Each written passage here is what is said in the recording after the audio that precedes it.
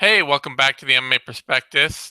This is Zane Simon of Bloody Elbow, joined by my esteemed cohort, co-host, co-conspirator, Tom Grant, and who you may not be able to see today. I'm really not sure how much of Tom you're going to get. You'll hear him, and for once, I think we won't get any robot voice. He switched things up a little, but because his internet seems to be a perpetual problem, he may not be showing up on video today, which I know is a major killer for all The the ladies Tom out there. fans out there.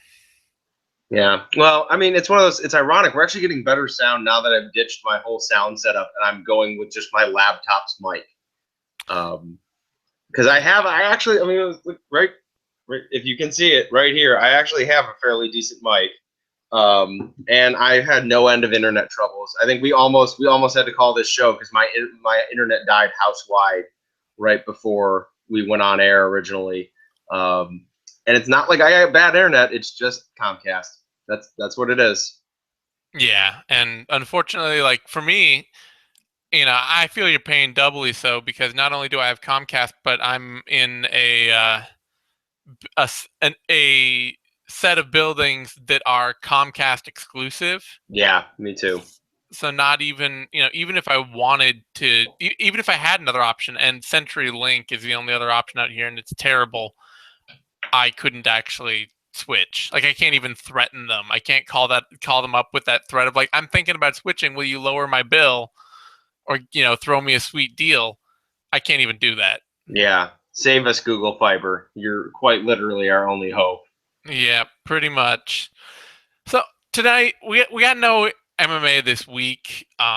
Essentially, I'm sure that there are some smaller shows that I have just kind of, I don't know, totally forgotten about. Let me see what's on the Sherdog Fight Finder calendar because I am just not up on anything. Oh, there's KSW. That's right. That's Oh coming yeah, up. yeah. I was gonna say I know they're going down this weekend because my instructor, one of my, or the head of my academy is headed over there to corner their light heavyweight champion, who trains part time in Chicago with our guys in the Loop School that our academy runs. So really nice guy. God. Why am I blanking on his name? He fought in the UFC, like for a couple. McSweeney? Huh? No, no, no. They're light heavyweight champion. Reljic? Is Yeah, it Reljic? Goran Reljic? yeah. Goran Reljic. He bounces around in Chicago, trains with the Restovich brothers. He's fighting this weekend, so he's out. Adam Restovich, my head instructor, is out getting ready to corner him for this weekend. That does actually remind me, as far as some prospects on this card. Let's just jump on it really quick because why the hell not? It's a light week of stuff to talk about. Marif Pirayev is on this card, Yeah. and he's fighting That's, Mateusz Gamrot, which is a hold on. great prospect versus prospect match on the KSW circuit. Yeah, let me catch up for a second. Let me pull up that card and have a look because I believe um, both of them have fought a little bit since the last time we talked about them. Obviously, um, I'm trying to remember. I'm trying to remember how they did. What's their current? Where are their records currently sitting at? Records are currently Pirayev is at 13-0-1, and Mateusz Gamrot is at 9-0. Yeah, So they've both been only successful essentially. mm-hmm. There's That's it. no badness there, but Yeah, I believe so. Pirayev, yeah, he's um. I think last time we talked about him was right after he beat Luis Cato Simon or maybe Alexander Severid, but he's 4-0 since then,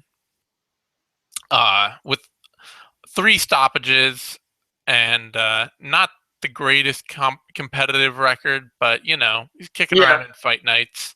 Has transitioned well to lightweight, it seems. Because we looked at him as a welterweight, correct? Yep.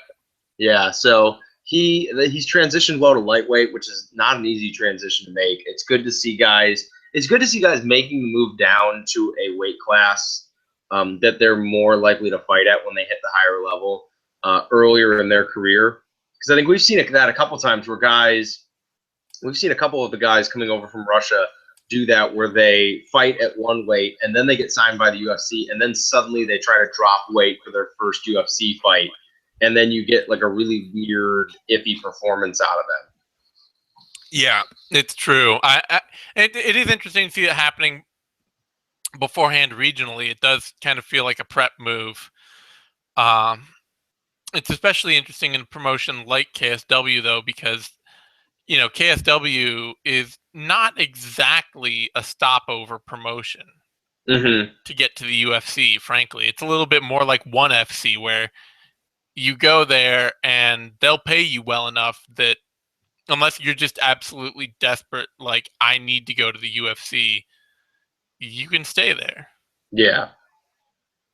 Yeah, it is. They are trying to become the player in like that part of the world, and try to set up something akin to, like I think you said, ONE FC, or I mean, they have ambitions of being the UFC of Eastern Europe, Russia, and eventually of Europe. And they don't really.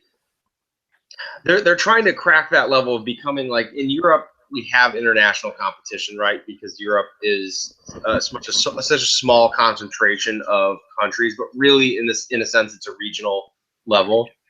It's a regional level competition, and they are trying to become like true international level competition. They're trying to transcend just the region and become just a hub in Europe for high level fighters to fight at, as opposed to the UFC. Well, it's interesting as a potential to do that, because the Russian market's pretty much secured at this point. Like, there are 2 or 3 top level promotions running there, sucking up talent.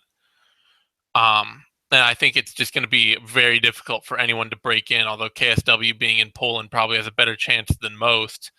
But with Cage Warriors gone, Europe, like, KSW does have a huge opportunity to jump in and Western Europe. Yeah, and just get, French fighters, German fighters, Finnish and Norwegian and Sweden and English and Irish, and all the other fighters that were depending on Cage Warriors as the top regional level before trying to bounce to the UFC, except that KSW, as much as I like Cage Warriors, I think KSW just has a much more natural fan base and monetary base in Poland. Like, Poland seems very much MMA. Like, I don't know if I want to say starved, but it seems to be a thriving MMA talent base. Yeah. And it seems like there's a lot of cultural support for MMA there.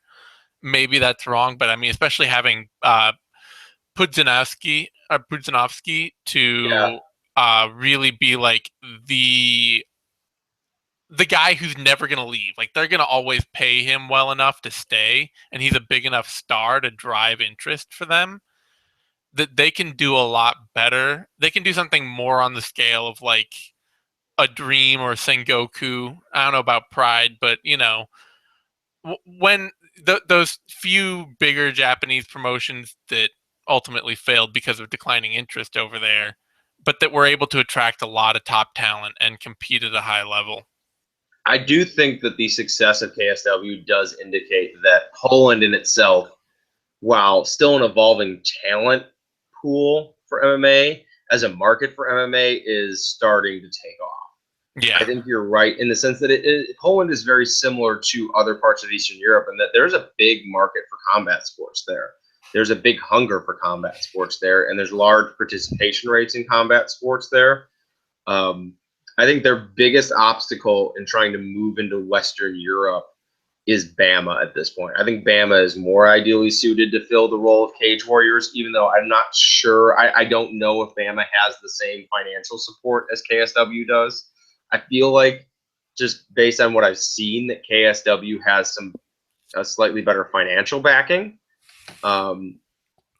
But the fact that KSW still puts Graham versus Pudzianowski as their main event, still, despite the fact that they have some very good fighters on this card, still gives it kind of like a tough guy competition almost. I don't know. I understand. There are good fighters on this card. There are legitimately good fighters on this card. It's actually like good notable fighters from top to bottom. I mean, you have Andre Winner, Michael Falcao, and Brett Cooper, Ollie Thompson, Jim Wallhead, Marif Pirayev, Reljic, McSweeney, Taylor, Pudzianowski. So top to bottom, it's all talent. It is. I think they just have this there's this kind of a perception out there that they're not helping with by putting Pudzianowski at the top. But I mean, that's an international perspective. It's pulling people's interest. It's pulling local interest, and on the way, they're showing people really good MMA to that main event. And people are getting to see, the people who are showing up to see Pudzianowski or tuning in to see Pudzianowski are going to get exposed to a fairly high level of MMA up until then. And then no guarantees on the main event. But I think they're moving in a positive direction. This card is a really positive move for them in the sense that you're right. I mean, from top to bottom, it's excellent talent. Yeah, and I think Puds is really like, maybe internationally he gives off a little bit of that circus MMA vibe that, people will turn their nose up at, but it's the kind of thing, he's the kind of needle mover locally that keeps them, that can earn them the kind of TV deals or get them the kind of TV deals to make it more valuable. Because like that's always the key to success regionally and making a promotion really successful in a region. Is getting on TV and getting a good TV deal and securing your hometown market. Yeah, I agree with that, and I think that it is the bit of the it's the catch-22 of being a regional promotion. Sometimes that you got to put on the fight that regionally will sell, and then more hardcore fans will turn their noses up, and then there are hardcore fans who will be like, "F it, I want to see Pudge fight." Like, it's I want to see him fight. Yeah, I'm not. I don't care for it that much, but I also am not going to turn my nose up at it and be like, well, that's not MMA. It's like, he's a good athlete. He gets in there. He fights. We've got a good card underneath him. I get that. It's just that, I think that this is this card does show that KSW is kind of making that move towards becoming a more serious MMA promotion. They've been doing it for a little while now. Yeah, I mean, it's just like they're starting to reach more further and further out of Poland to get, like we saw on this card, every fight pretty much has an international fighter of note. So they are casting a much broader net, and it's good to see. So on that note, let's move over to Dublin and this Dublin card that we just saw.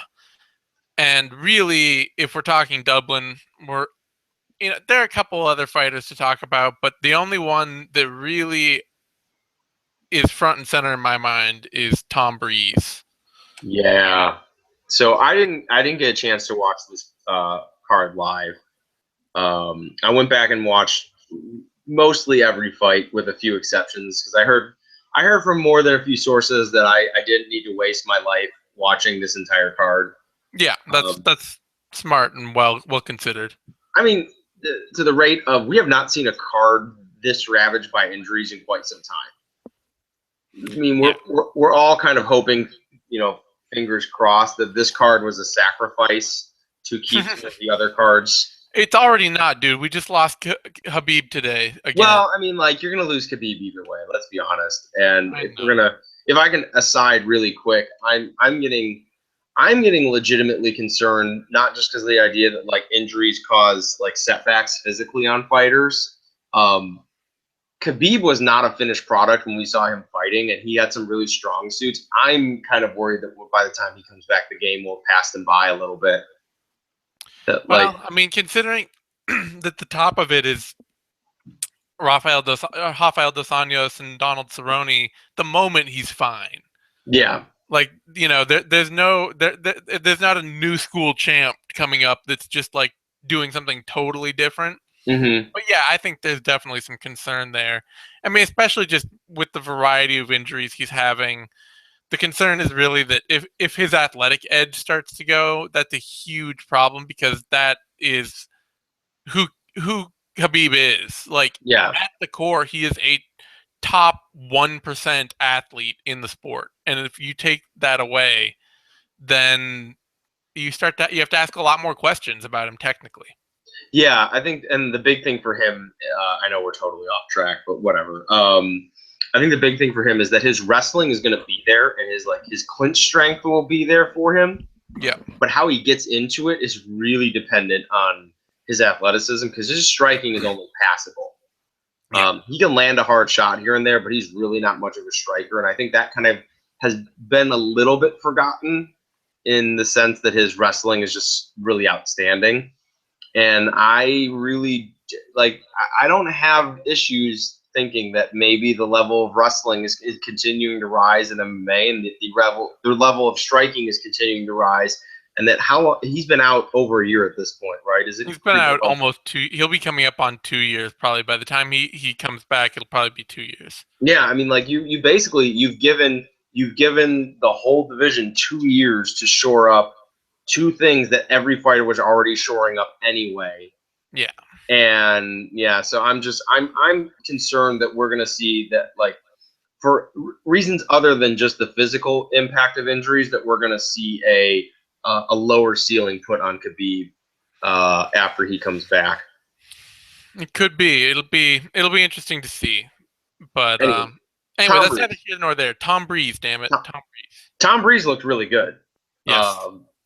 It is again, we saw, I think, growth in the same area that we saw in the idea that he looked even more comfortable and even crisper on the feet, and it led to another easy dominant win where he didn't even have to go to his technical strength currently, which is grappling, though quickly it's starting to look like he might be a slightly better striker than he is grappling, a grappler coming up here. And if I'm recalling things correctly, this was also he was facing a southpaw in this one, which makes the fact that he just absolutely mowed over the guy in the first round even more impressive. Well, Pendred, frankly, is a bit of a no-paw. Yeah. Penrith's a tough dude, though. He's super tough, but he doesn't. If he's not bigger and stronger than his opponent, he doesn't have any tools to generate offense. Like, he doesn't have any range striking. He has a small amount of dirty boxing. He doesn't have any grappling. He's not actually a very good wrestler. It's really just like, if I'm bigger and stronger than you, I can lean you up against the fence, wear you down, and then outwork you. Yeah. Well, and I don't think there were a lot of people that were sad to see Cathal get handed a loss, even though, like, as a person, he's really personable, and I've heard a bunch of interviews with him that make him seem like a cool guy. But yeah, man, like, as you said, there's not a lot in the cage that makes him appealing to fans, and he's gotten a bit of a reputation actually as being rather disliked by fans. So Breeze coming in and blowing through a tough guy like Cathal is pretty impressive, and I'm hoping they give Breeze a sterner test without jumping him up too far up the ladder. Yeah, I mean, although I gotta say, I mean, it makes me wonder what is too far up the ladder at this point for Breeze, because, like, I compare it reasonably beating Pendred to beating Joban. For, like, Tumanov beating Joban, I would compare it to Breeze beating Pendred. Yeah. And it's not that that Pendred and Joban fight anything like one another. Obviously, they don't. But they both represent good, solid, reasonably tough UFC caliber fighters. Mm-hmm. Like, they, there's even if you think he's robbed a couple people, and I honestly actually don't I don't really think that Pendred has been gifted to any great degree. He's still gone 4-0 or 4-2, and to this point 4-1 in the UFC for a pretty good reason. It's mostly because he's big enough and he's tough enough and he's strong enough to be a UFC caliber fighter, and that's incredibly important.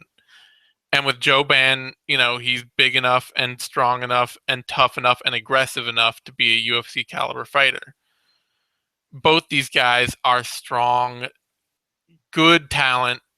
I'll say run of the mill talent, and I don't mean that like a bad way. I mean they're the guys that make up the division. They're UFC average. Yeah, which is a extremely above average international fighter on the grand scale. Yeah, they're regional champs. Like that's what UFC average means is you're a regional champion. Mm-hmm. And Pendred was. He was a Cage Warriors champion, and Joban, I believe, for at least a brief time, was an RFA champ. And when you blow through a guy like that and just beat him like he wasn't even there, that's a top 15 fighter. Like, I think that's a fair point. That is how you know that somebody is ready to take, like, that their future is in the top 15 of the division. Is when you see Albert Tumanov just absolutely treat Alan Joban like he doesn't know how to fight.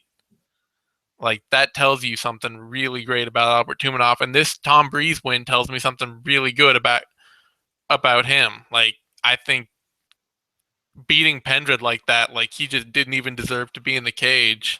Yeah, that says a ton about him as a fighter. The waters get deep fast in welterweight, and I'm not sure. Well, I guess there are a couple guys in the top 15, at least going by the UFC. I guess I take that back. There are dudes all the way up because I guess currently Rick Story is ranked 10th for the UFC on the UFC rankings at least. And I think Tom Breeze could give Rick Story a hell of a fight. Yeah. And Tom Breeze has just been such a fun fighter to watch develop because I think it's one of the things we both pegged him as kind of like a really good athlete and then a really good submission guy. And the striking ability has just come on so quickly once he moved to TriStar. And of course, he moved to TriStar right after we finished our scouting report. Yeah. We couldn't possibly look like we know what we're talking about. Well, he was out for a long time too, and yeah. But in his early fights, I honestly didn't even peg him as that good of an athlete. I thought he was big, and I thought he was a good grappler, and I thought he was aggressive, and that was all good. But it was hard to see. I wasn't sure that he was that amazing of an athlete, and he hadn't fought for a couple of years, and he kind of fell off my radar because of that. But TriStar is obviously doing great things with him and unlocking a lot of athletic potential for him. Yeah. So it's a lot of fun to watch the rise of a guy like that. So on that note, I want to talk about somebody else who has this card really changed my mind in a very good way, and that's Darren Till. Yes, I would agree with that. I have been, I even on the last Vivisection, I got into it with Dallas and Connor a bit because they were just like, oh, he's so amazing, and we've seen he's got this great record of knockouts and all this stuff. And I was like, well, he's been fighting cans in Brazil. Like, let's pump the brakes here until we don't, even Wendell Oliveira, what we learned about from the Oliveira fight was that Oliveira is not durable enough to be in the UFC. Like, that was the lesson. But this fight really proves to me that Till is on his way to being something special. Yeah. And I think you and I both agree that Dalby's future is really as like a high level gatekeeper. Yeah. In the UFC, and I think for Dalby, some of his problems resurfaced in this fight. But for Till, I mean, the first 2 rounds were just excellent. Really, I mean, showed an excellent mix of striking strategy on the outside to keep someone on the end of your punches and kicks. And then when Dalby got inside in the first 2 rounds, showed really excellent counter wrestling that has not been a staple of Till's game up till last week. And then the 3rd round, obviously, as great as it was for Dalby, it is problematic for Till, though I believe Till was injured at that point in the fight. He dislocated his shoulder. So that's a pretty reasonable reason to have a bad 3rd round. He also, I mean, like, you get tired, you have a dislocated shoulder, you're going to get your ass kicked for that round. And if nothing else, what it shows is that he, like, what it showed, and what the Oliveira fight showed too for Till, is that he's tough. Like, he's tough Yeah, enough that you're not gonna break him easily, and that's so important for young yeah. fighters, for fighters who are gonna hit the highest level. Like, you have to be stupid tough. Dalby There, is too, obviously. there is a large segment of the world's population that when you would dislocate your shoulder would be like, well, that's it, I'm done. Guess I Yep. lost. That right here, that would be what I would do. Yeah. But Till went out there, toughed it out, got the win. It reminded me slightly of like a less high level like Rory McDonald, Carlos Hmm. Condit sort of fight. Yeah, Where that was really kind of what I compared it to. like if Dalby had finished Till and won the fight, I still would have come away been like, wow, that was like, Dalby pulled it out, but man, Till really impressed me this fight. Yeah.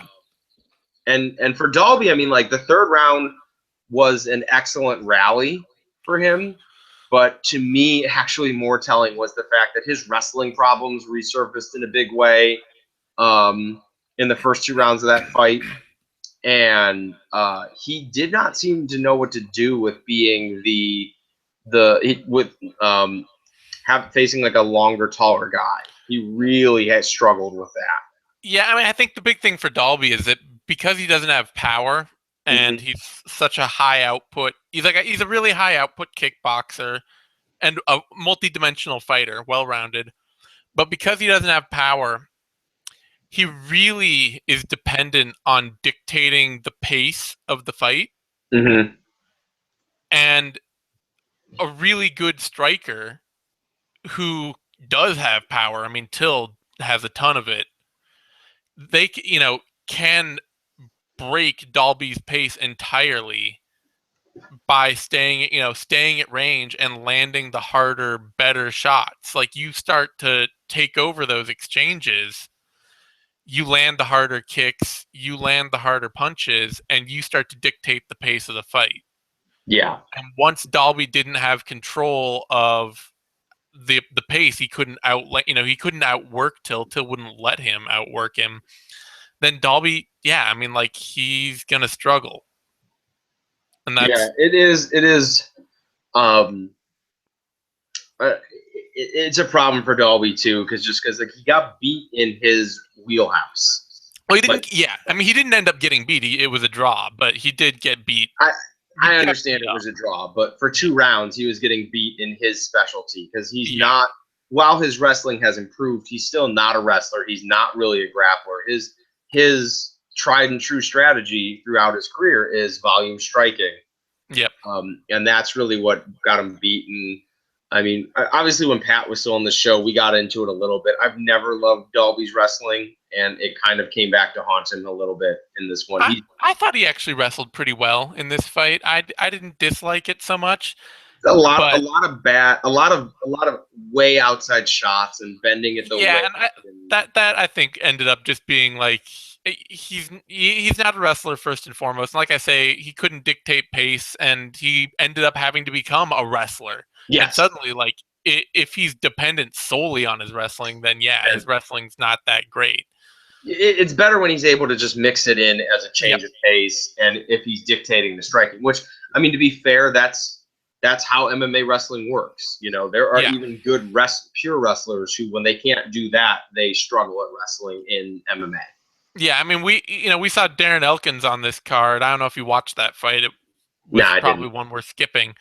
But Elkins is one of the few guys that can routinely take terrible shots from way outside and complete them. Mm-hmm. But that's a rare skill. Like, it's rare that you see somebody who is just a purely aggressive wrestler who makes that work. And a lot of the reason that Elkins does is A, he's stupid tough and can take a lot of shots to get in. And B, he's got a lot of good, really nice, nifty little changes that he'll make when he gets like a hand on you. Yeah. He'll dive and he'll get an ankle and he'll immediately drive that up into a single. And if you block the single, he'll immediately shift that to a double and turn the corner and finish the takedown. And like it's really hard to stop somebody who's that dogged in their pursuit of a shot, who can work their way up from like getting almost nothing out of it. Yeah, and that ability to grip, like there is a Yeah. difference when you're stopping shots, when there's a dude that you can shuck off your leg, and when there's a guy who sucks your leg in, and that really is what that like lets them walk their way up to that better grip, either that double leg grip or that body lock. When you just cannot get, even when you dig an underhook, even when you dig a crossface, you just cannot get them off your leg. Yeah. Yeah, it is a different kind of strength and a different kind of skill and tenacity that is really needs to be developed over time. So the other fighter I want to talk about, or there's two others really I want to talk about briefly off this card, and that's Louis Smolka in the main event, who continues to impress. I mean, I don't like. I wasn't blown away by Smolka because I was really certain that he would get this win, and I was actually really certain that he would get it the way he got it. But I'm still really happy to see him get it. Yeah, it was a good fight for him, and he continues to show off that he is improving in all phases of fighting, and that he's improving specifically as a grappler. Because Houlihan's a pretty crafty grappler, and we had some fun exchanges in that fight. Some really slick exchanges. Smoka got in trouble sometimes. He put Houlihan in a couple of troublesome spots, and it was a lot of give and take. And I think just in general for Smoka, the real takeaway is that the growth is continuing. Yeah, I mean he's got such a great he's got a great transition grappling game. He's the kind of guy who, in the middle of a scramble, is gonna find the position to put you in a bad submission. Mm-hmm. Like he's great at finding those small openings. And I mean, like I say, the reason I thought he was gonna beat Houlihan is because Houlihan's just he's not a very good athlete, and he makes up for it by working like being a much harder working fighter in the cage than his opponent. Mm-hmm. But it's impossible to keep up that pace when that's your strategy. Like Yeah. when you're trying to outwork an incredibly high level athlete, like you might be able to do it for 5 minutes like Houlihan can, but the moment that you start to slow down a little, man, does it show up. Yeah. Yeah, and I like your point about Smolka being like a transition guy and kind of sneaky. It was I'm remembering, if I'm remembering correctly, he tried to like lock up a Darsh from the bottom of side control, which is not a super high percentage technique, but you can catch a lot of people with it, especially if it's like in a competition in the sense that they're not used to rolling with you, and it's a transition that you really like. You can find that kind of submission on people. Like in your gym, it'll get shut down once everyone knows that you're looking for it. But like the first time you roll with someone, you can catch stuff like that. There's a value to having kind of low percentage bag of trick submissions in your game. And Smoka has like a solid positional game, and then he's got a bunch of those little bag of tricks moves that you have to prepare for, or you got to be ready to deal with on the fly. And kind of like you said, he kind of threw the bag of tricks at Houlihan in the first round, made Houlihan work really hard, and then that second round, it was more of like the basics and the basics that kind of got the job done, as Houlihan was no longer able to keep up with him, and then probably the fact that Smoker kept hitting him in the face. Yeah, that usually impacts your ability to defend yourself. definitely. Otherwise, I also want to talk briefly about Stevie Ray. Mostly just because this was not a great performance from him. Like it was a solid win, but it was really, I don't know. It was a little too bad because I think he's has the unusual moniker of being the best Scottish fighter in the UFC. Yeah. But he just kind of coasted this whole fight out. Like just was kind of like, you know, I'll win it, and so I don't have to work that hard for it. Yeah, I think like the bout's not gonna go away easy in a fight. Mm-hmm. And I kind of felt like this fight ended up being two grapplers ended up kind of having a bit of a boxing match in this one. And I think you're right that Ray was a little too content with it. Mm-hmm. In that maybe maybe they saw something in Labout on the mat that they just found like was a little too threatening. So let's beat him up on the feet. And then as soon as it became apparent that Labout isn't going to be able to force the mat work the way they were worried he was, that Ray kind of put it on cruise control. And if you can do that to a guy like Labout, that in itself is fairly impressive, but it's not the most entertaining kind of fight. Yeah, I mean Ray's a great athlete. He's a top 10, top 15 athlete, even in lightweight. Mm-hmm. So, that's how he can just kind of cruise through that win. But it is not the kind of thing it is the kind of thing, that kind of aggression, or the not having that kind of aggression in a fight like that, Mm-hmm. is the difference between what can make a guy a top 15 fighter and a top 15 gatekeeper. Yeah. Not being aggressive enough can be the kind of thing that, we see aggressive guys, like I think even Jim Miller is still ranked, Yeah. who are a less than stellar. Like Jim Miller is not a top 10 caliber athlete, No. but he is way more aggressive than the norm.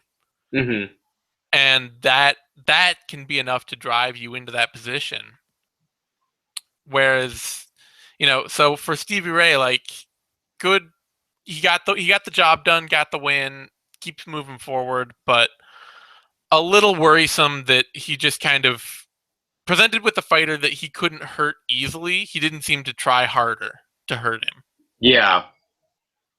Yeah. I think that's fair. And it wasn't a super memorable fight, but for Ray, to win, and he's gonna it's a win, and Yeah. that's in a lot of cases what you need. And there may have been other things going on that meant that he couldn't push the pace. Yeah, I mean, at least to hear him afterward, he just says, I felt comfortable. I was winning, so that was it. He didn't go down when I hit him with big shots, and that was it. And it's so kind of, I don't know, a little Yeah. uninspiring. A quick look at Bellator before we get to our final thing here. I don't think either of us saw Bellator, so I'm not going to get in depth on this. Michael Page expectedly beat up Charlie Ontiveros. Isao Kobayashi's U.S. debut did not go great. I mean, he lost. I haven't seen the fights. I don't know how bad it went. And Rafael Carvalho, who I've been kind of ignoring at middleweight, with the understanding that he's a very good, powerful striker in the division, but Yeah. a very one-dimensional one, beat Brandon Halsey, which is a shock to me because I would never have picked Halsey to lose that fight. Halsey just being a absolutely brutally powerful wrestle grappler with a pretty good Mm-hmm. grappling game. I've heard the stoppage was too early, basically, or that other refs would, had the ref, maybe not too early, but had the ref done what most MMA refs do, which is just let the guy get beat up more, that it may be that Halsey could have turned it around, hit some takedowns, and stayed alive long enough to get back in the fight. But either way, getting that win for Carvalho Big. is big, and he's not the youngest fighter, but he's young in his career still. He Mhm. only started back in the end of 2011. He really only started his career in 2012. So that puts a much more interesting, higher ceiling on him than I would have put ahead of time. I agree with that. In general, just it's a big win for him. It's a setback for Halsey, but in the end, it just I mean taking a heavy kick to the liver, that'll pretty much that'll pause anybody. And if the ref was quick on getting in there, again, we didn't see it, so it's hard to comment on the stoppage. It's Yeah. impossible to. I'm not going to attempt to, but for Halsey, I'm not overly concerned losing one fight. No. It'll be easy enough for him to get back in there, and I would expect to see a rematch between the two of them as long as they're still both under contract with Bellator at some point. Michael Page, I did manage to catch snippets of that fight. Looked really good. It's this wasn't exactly the highest level opponent, but as we pointed out earlier, there was an attempt to get a real opponent in front of him, and injury forced this matchup. So he went in there and did what he was supposed to do. That's what he does, you know. And Kobayashi, I mean, I'd need to see the fight, but it's not terribly shocking that a Japanese fighter coming to North America struggles in their first fight. I mean, that's something that we've seen over and over and over again. Yeah, I just feel a little bad for him because I know that his whole goal was to come to the U.S. when he came to the U.S. when he felt like he was ready to immediately make his move and be ready for that kind of competition, Mm-hmm. and it just didn't happen, and that sucks. Yep. I So think it's one of those things that you can't. The best way to prepare for North American MMA or the unified rule style for MMA is to fight in it at a regional level first. yeah, and I mean, to his credit, he beat guys like Will Chope and a couple other guys in Japan. Mm-hmm. He beat guys with experience in the U.S., but just Yamauchi is a good athlete. He's a exciting prospect for Bellator too, and that's what happens when you get two talented, reasonably talented young fighters in front of each other. Someone's got to lose. Yep. Anyway, now I want to move on to this project that just because we didn't have a lot to talk about today, although we spent a lot of time on it. We always manage to find something to talk about. Yeah, I wanted to go over to this project that I worked on. I spent my morning working on it, which is to look at all the fighters the UFC has signed since 2013 and look at basically what happened to them. How many of them are still with the UFC? How many of them got cut? How many of them are now ranked fighters Mm-hmm. or were ever ranked fighters? Mm-hmm. And by year, how that changes over the years removed.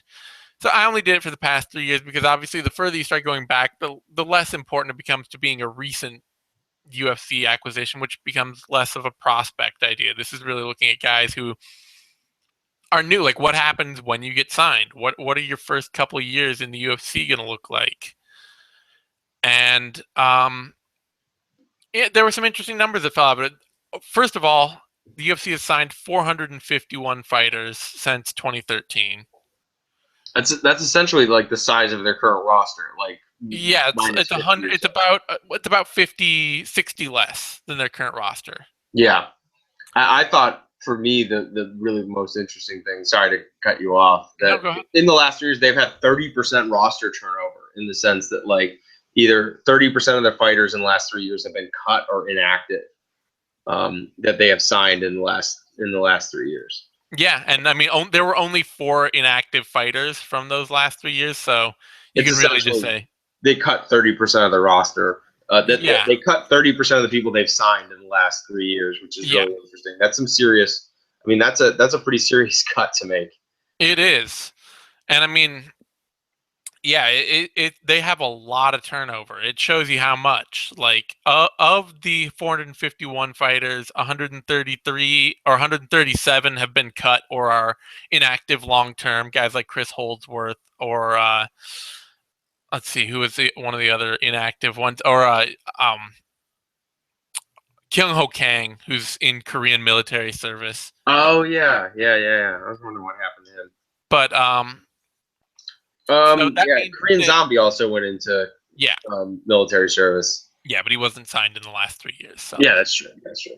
but which means that 320 or 318 of the fighters they signed are still with the UFC.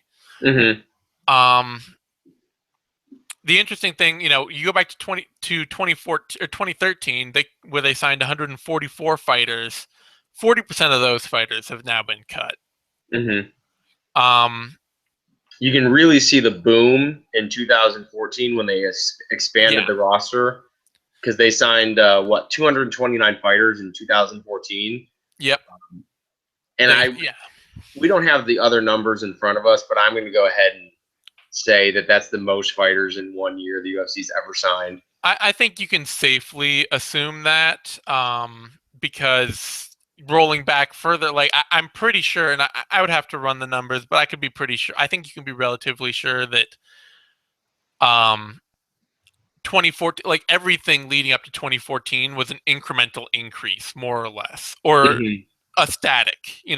Things either stayed the same or they were increasing every year because the roster has only been growing up Yeah. until that point. Like And it then never got significantly smaller. and then what's equally interesting is how stagnant the roster's been in 2015. Yeah. So we're not through all the way through this year yet, but we're getting close. We've only got November, December, 2 months left. And the UFC has only signed 78 fighters this year. That's compared to 229 last year. And they've only cut 11 of those. Though rumored cuts are abound. This is correct that there's rumors that they've cut up to 50 fighters? Well, yeah, but half of those at least are included in this. Okay. So, if we'll see as of Sunday, I believe, or Monday probably, because that'll be Sunday's usually a day off, and I don't think they do any database updating over weekends. But we'll probably know by Monday who the new, how many more fighters they're going to cut off that list, so we can expect these numbers to adjust a bit for 2015 and 2014 a bit. But it is it's interesting to see that, like, going, you look at it basically over 2.5 years. If you were signed 2.5 years ago, if you were signed in 2013, there's a 40% chance that you have been released from the UFC by now. Yeah. And if you were signed in 2014, so just a year ago, if you're 1 year into the UFC, your UFC career, there's a 28% chance that you've already been released. I think this really speaks to the idea that we've been getting at, that the goal of fighters coming up who want to make a real serious run at this sport, their goal is no longer make the UFC, it's make the UFC and stay there. Yeah. Making it to the UFC is not enough at this point, because within a few years, it is almost 50-50 that you get cut. Yeah, I mean, you can say essentially that 40% of UFC fighters, at least by this short metric, 40% of UFC fighters have a UFC career that is less than 2.5 years. Mm-hmm. I mean, that's just saying, it's like 40% of the people signed gone before 2.5 years are up. And we're entering a period in which the UFC may be looking to now shrink their roster again.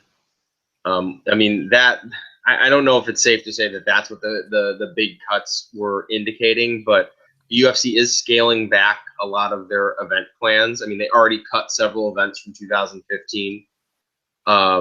Earlier this year, they scaled back their 2015 schedule. I'm not sure what their 2016 schedule completely looks like, but I think it's going to be 44 events or 45. So which is a step back from the 2015 plan. So it would make sense that the UFC is looking to trim up their roster a little bit for fewer events. I mean, they had a roster that was bloated when they were running 50 plus events. Yeah. Well, they never got, I think the highest they ever got was 47 in a year. But they planned on the 50 event in 2015, right? I think they came close. I think actually 2014 was the 47, and then 2015 may have been 45. Yeah. So like they took a step back in 2015 as well, like a planned step back. When was the year that they announced that they were going to do 50 events in a year? I thought that might have been 2014, and then okay. I thought it was 2015, and then about halfway through the year in like the summer they scaled it back. I don't know. That may not. I can neither confirm nor deny this. But when was the World Fucking Domination meeting that they held? Was that 2014? I think so. They've held they've held a few of those now, so they all run together. Like the recent one was like Go Big. And I can't even remember what the others are. They're all like it's just a way of announcing their next upcoming few title fights all in one. And then they give them a hashtag and like a media tour. But one of the things I wanted to get at here, if I haven't lost my train of thought entirely, and I have crap. Well, is ranking. I wanted to get to Oh, the idea of being ranked too, because that was the other thing I wanted to look at. Is obviously that on the one hand, there's guys getting cut, but on the other hand, you have like what are your chances of being ranked? So you have if you've been in the UFC for 2.5 years, you have a 40% chance of being cut from the UFC, mm-hmm. but you have a 32% chance of being ranked at some point, Yeah. and a 23% chance of still being ranked 2.5 years later. Maybe not over the whole time, but being ranked right now. Yeah. To being ranked. And then, so, I mean, it is, I mean, there's not a lot of space in between that, which is kind of scary. Yeah, There's you're like, either 72%, and obviously there's some overlap there. So we could maybe say 65% yeah. of the roster over. If you're signed 2.5 years ago, 65% of the roster has either been ranked or cut at this point, Yeah. overlapping for the guys who have been both ranked and cut. Yeah.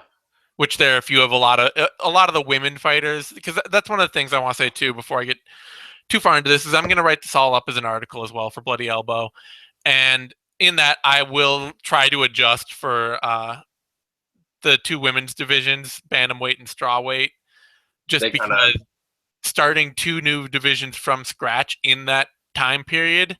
oh, yeah, that would probably influence the signing numbers. I completely forgot about it. And the amount that you get ranked, because you get Yeah, a lot of that's ranked the big fighters. thing. Yeah. A lot of fighters got immediately ranked when they got signed.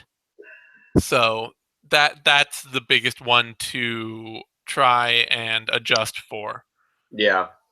But yeah, it's just it's an interesting. I don't know. It's It's interesting to see I, how it skews. yeah, it is. And I think going forward, it'll be interesting to see how it continues on in the sense that, in the sense of like, just I'm still kind of shocked by how few fighters they signed in 2015. It makes Yeah, me I mean, wonder what's going to happen in 2016 with. well, I think, and I can't say this from any inside knowledge. I'm just guessing, and I've followed the UFC roster for long enough that I've been tracking these kinds of numbers and just how many fighters they have at what times, Mhm. all that kind of thing for years and years now. So I'm making an educated guess. It's not a just Insider knowledge thing. yeah. It it's not out of my ass, but it's not sourced either. That I would guess they're shooting to have a roster of 500 fighters. That is what they want. Yeah, it seems to fit what they're currently trying to do. Yeah. And I think that is what they're going to try and maintain. Um but it is interesting to see, and like I think generally this year they have signed as many people as they have cut. So they're maintaining for the most part. Yeah, and I mean, actually, well, obviously, even more people than they've cut, or they've cut even more people than they've signed because the numbers are lower Mhm. overall. But I think that is generally, they're trying to hit an equilibrium where they are regularly keeping as many people as they're cutting, and Mhm. I think 500 is that equilibrium they're shooting for. Like I say, I can't tie that to anything definite, but it's just having seen over the years what they tend to how they tend to move and what kind of waves they push for. um I would I'd be willing to bet that that's kind of their goal. Yeah. But it is interesting to see, especially just how big a push in 2013 and 14 they made for this sort of overarching domination of the market. Like Yeah. 229 fighters in a year in I mean, like 2014. you're talking about almost 400 fighters in 2 years Yep. being added to the UFC roster. That's crazy. Yeah, and of those 229, 72% are still there. So a lot of them remained. I mean, those 2 years were such a a tipping point for a lot of MMA fans where we lost a lot of the older MMA fans. And it was partially because they didn't know any of the fighters anymore and like any cards. And the influx of 400 new guys is a huge factor of that. I think like just speaking, like getting into the prospect stuff, and even though I'm not really doing the scouting report anymore, and you know, I know people, we've told people this, but like you and I, just stuff in our lives have gotten in the way, and watching that much tape just isn't viable anymore. To get the kind of product out there that I think you and I would want to make to do a scouting report just isn't viable currently. But doing stuff like this is what kept my interest in the sport going, because I was flagging for a little while, and now it's mostly because I know who the heck these guys are. It is hard to follow this sport if you're not keeping up. It's hard to, I should say, it's hard to be interested in this sport still if you're not keeping up with all these new fighters. And I think it's a huge reason why I mean, this isn't any huge analytical thought process, that a huge reason we're seeing the big swings in numbers from event to event is purely on like, who are the 3 people that fans know on each card is becoming a much bigger factor.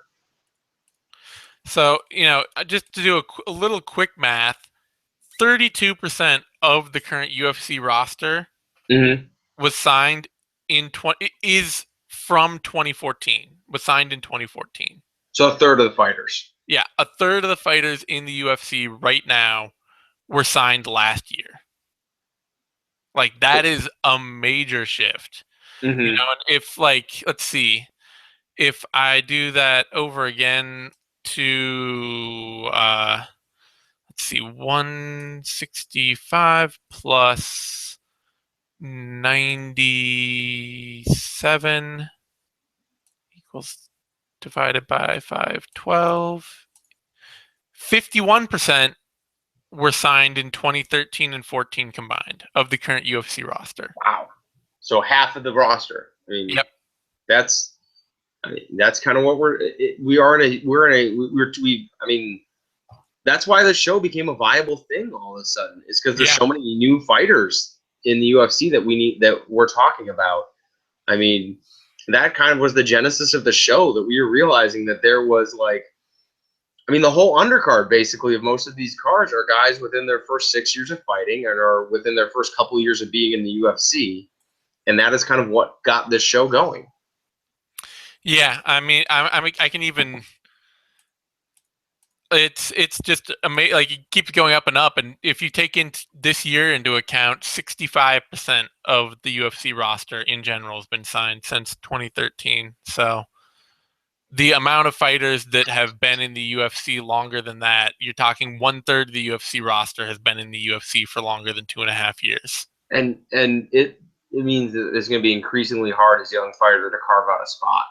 I mean, because now the UFC they're set in terms of their roster. As we're saying, they're equaling out. So that means that if you're a young guy on the regional scene now, you're going to have to get good enough to the point where the UFC is going to justify getting rid of somebody else. And they have a roster full of fairly young fighters. It's going to get, I mean, we may get back to the point now where making the UFC on its own may start to mean something, despite a 500-person roster, because it's going to get increasingly hard to convince the UFC that you are worthy of a spot if they have to cut someone at some point because they signed you. Yeah, I mean, and you look at 78 fighters this year. I mean, let's say they sign another, I don't know, 10? 15? 15. Let's say they sign another 15 and bring it up to 93 this year. Like, that's not many. Like, relatively, that is pretty damn selective when you consider all the talent that's out there in the world. Like, all the US, all the Russian, all the general European. Like, you know, we're talking about the rise of the Polish MMA scene. We're seeing more fighters out of France. We've seen, I think, a new class of British talent.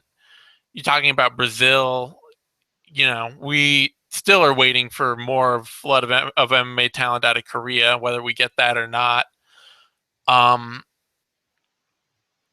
You know, look at all these places where MMA is continuing to expand, and you look at the UFC, you know, maybe signing 100 people a year. That is getting a lot more selective. Yep. Those 100 would mean a lot more. So it'll be interesting to see how this goes forward. I mean, what I'm really interested to see too, and we haven't seen another episode of it yet. At least I haven't been paying attention to find it, of Dana White's scouting show. I don't know what happened with that. I mean, maybe they're gonna run it every so often. They'll find a fighter and then backtrack it. And I mean, I wouldn't Yeah, be surprised if they found the fighter first and then plan the show around it. I mean, that from a TV point of view, that would make way more sense than just that's sending true. Dana random places. Yeah, that would make a lot more sense. It's interesting to see where that goes, because I do think that's like that's part of this more selective process that they're starting up. Frankly, I think it's a hell of a lot better way to introduce fans to a fighter than the Ultimate Fighter. Oh yeah, I think so too. Which they still ran 4 seasons of this year. So, you know, we're still going to get UFC talent that way, but potentially on a little more limited basis. Anyway, I mean, like I said, I'm going to present all this in an article as well, run it all up, explain the numbers, try and adjust them a little more for some of the statistical skewing that I went through. But I think it's an interesting thing to look at in an off week, just how much of the UFC is new talent, and just what the impact of their major acquisition boom was over the last couple of years. Yep. I think it was a really, as soon as you sent it over to me, I was excited to see it. And I think it yielded some really interesting numbers. Absolutely. On that note, we'll be back next week to talk about, we got a UFC event, we got a Bellator event, plenty of stuff to go over. MMA will be back. MMA will be back. So until then, Tom, thanks for joining me. You can find me on Twitter at TheZaneSimon. You can find Tom on Twitter at TP_Grant. You can find both of us at Bloody Elbow, although me a whole hell of a lot more often right now. And remember to give our video a like if you're watching it on YouTube, and subscribe to MMANation.com, our YouTube channel, for Bloody Elbow, to get all of our other Bloody Elbow video content, Knuckle Up, Sixth Round, Vivisections, If I Did It, Care Don't Care, all that stuff. So thanks everyone for tuning in. Thank you, Tom, for joining me, and until next week.